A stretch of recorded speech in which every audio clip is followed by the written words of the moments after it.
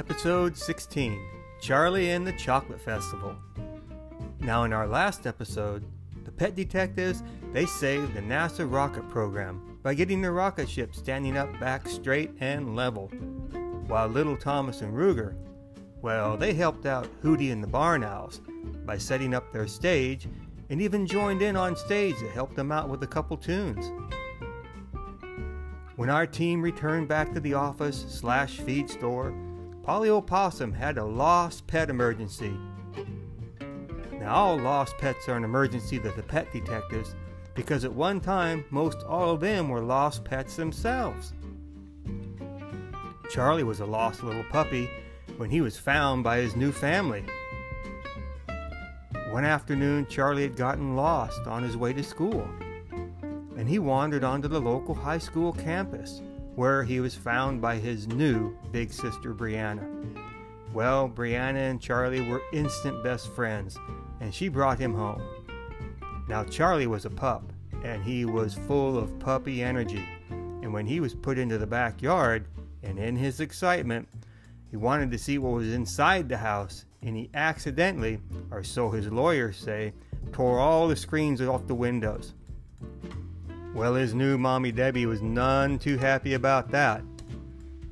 But one look into Charlie's happy puppy face and all was forgiven. Now Pepe was already living there, and he considered him the big dog of the house. And he said, "We're not hiring any puppies right now, so just leave your name and number at the desk on your way out, and I'll call you if I need you."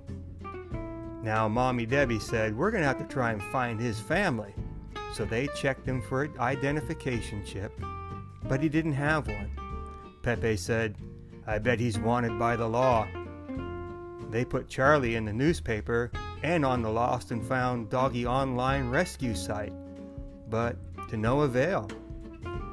Whatever happened to Charlie and where he came from is forever a mystery.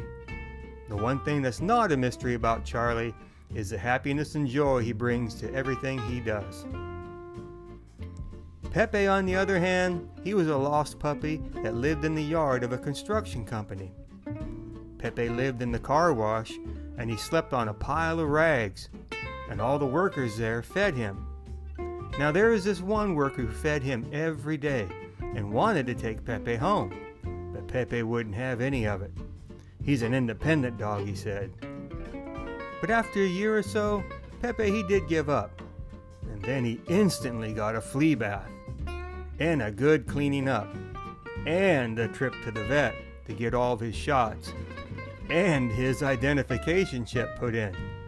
Pepe was none too happy about all this, but he quickly realized he had it made, and it was on Easy Street, and he was living like a king. And soon Pepe quit calling his lawyers. Now Pepe remembers his childhood and where he came from, but when asked, he refuses to answer and threatens to call his law firm, Dewey, Cheatham and Howe. Now Bailey, she always carries herself in an elegant way. Now she was born and raised on a farm, and she learned to play the classical violin. She performed with the Feline Philharmonic Orchestra, and at one time she was Miss Sweet Corn at the local corn harvest festival. That's how she came to be adopted by her Mommy Debbie and her two new brothers, Pepe and Charlie. Now, Little Colonel, you ask? Well, Little Colonel, he was found in an almond orchard on a 110-degree day and was adopted by Pepe and Charlie's and Bailey's big brother, Brandon, which makes Colonel somewhat of their cousin. Please refer to the family tree slide. Careful though, it can be a little scary to look at, especially if you're in the family. Now Colonel at one time was in the Special Forces Canine Unit in the Army, in the interrogation department. You know the guys who get the bad guys to talk. Well, Colonel has such a sweet disposition, and nobody is scared or afraid of him, so naturally his commanders thought he's going to be terrible at getting people to talk. No one's afraid of him. Soon it became known that Little Colonel's secret weapon is what they thought was his greatest weakness. He's nice. He's so likable and charming that everyone talks to Colonel. They talk and talk like he's a hairdresser, They talk so much he can't get them to shut up. He was so good at getting people to tell the truth that before he retired, he was promoted to the 00 K9 unit, Special Operations. Now Samuel and Isaac, since their mom and dad were international diplomats and they lived all over the world, when they were growing up, their specialty is the many languages they can speak. They volunteered at local zoos in the many towns they lived in to help the zookeepers communicate with the new animals when they arrived. They could talk to zebras from Africa, wombats from Australia, or wild boars from Germany. They are twins and they are both very, very clever. While in school, they loved playing chess and were the Eastern European Tag Team Chess Champs 2 years in a row. Only because they are so clever, they graduated in 2 years. Oh, now where's little Thomas and Ruger? Well, after they sang with Hootie and the Barn Owls Bluegrass concert, they headed home. That's when Thomas's mom said, "Boys, I've had some bad news. It's about your grandpa." "Oh no," they both said. Thomas's mom said, "Yes, it's true and I'm sorry. But he wants you and Ruger to come up and help him out at the ranch this weekend." Now Thomas and Ruger love helping out and working outdoors, and they love their grandpa, but he talks a lot and tells a lot of jokes all the time that he thinks is very funny. But Thomas and Ruger just say, yeah, Grandpa, that's a good one." They learned to say that from their mom.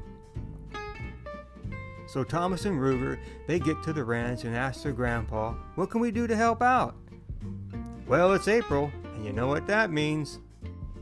"Oh no, it's April," Thomas said. And the grandpa replied, "Yep, you got it, boys. Time to put up the Halloween decorations." Ruger, he really loves dressing up. Thomas said, "Hey, didn't the sheriff ask you not to do that again?" Yeah, he did," answered Grandpa. "But Pepe said he called his lawyer team Dewey, Cheatham, and Howe, and we have an understanding." Now, months ago, their grandpa planted corn for a corn maze in the field out back, free to the local kids. Now, Grandpa, he may be crazy, but he ain't all bad, just a little strange. But the problem is, when the kids get out there, they get lost in the corn maze, and it takes a long time to find them. And he said, "I need you boys to come up with a solution." Well, right away, they seen the corn was very thick and tall, and it's impossible to see anyone after they enter the corn maze. They thought about, hey, what about walkie-talkies? Too expensive and don't work all the time. How about cell phones? No service out here, said Thomas. We'll need something foolproof then.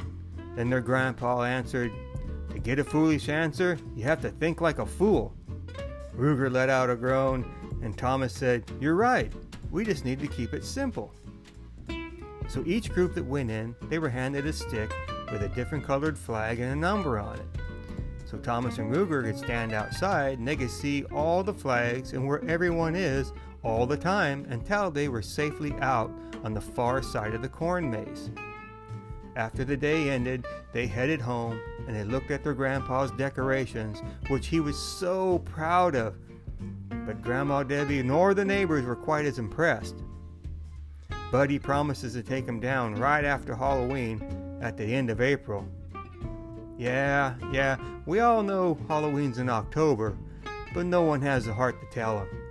So good job, Thomas and Ruger.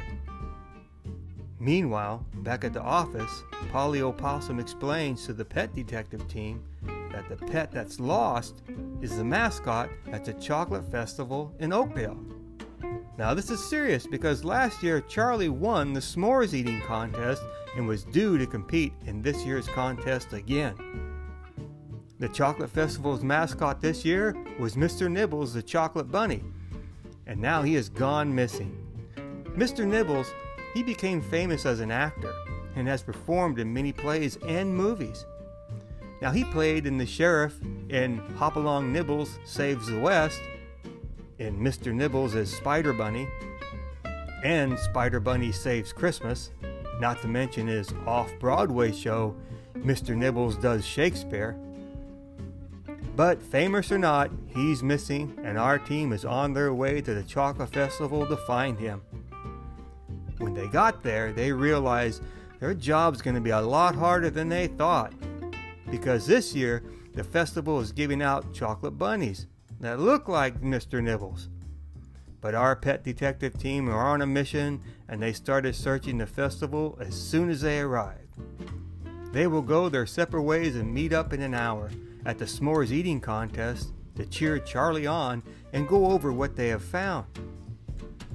Bailey and Colonel walked around the festival handing out and hanging up flyers of Mr. Nibbles and that he's lost and who to call. The boys, Samuel and Isaac, they took a different approach. They pushed around an ice cream cart and handed out free samples. No better way to reach the masses than the tried and true method of free samples. With the free samples, they handed out flyers of Mr. Nibbles. Now Pepe, he said he was going to shake down the roast beef sandwich hut. Then Colonel said, aren't rabbits vegetarians and they don't eat meat? Pepe answered, small minds only get small answers. Well, no need to argue with that logic, Colonel said. Charlie had to finish checking in with the s'mores eating contest and now has his place at the table. Quickly an hour went by and the team gathered together to cheer Charlie on in the s'mores eating contest. Charlie is a well-trained s'mores eating machine as he positioned himself at the s'mores table, and the referee blew the starting whistle and the competition was underway. Charlie was off to a fast start as he held the s'mores in each paw, and he kept up a steady pace. Not too fast like some of the other contestants, but a strong and steady pace. Soon Charlie had caught up with the faster ones as they had gotten tired. Charlie was now pulling away, and he came up to the finish and he won the contest by eating 25 s'mores, 6 more than the second place finisher.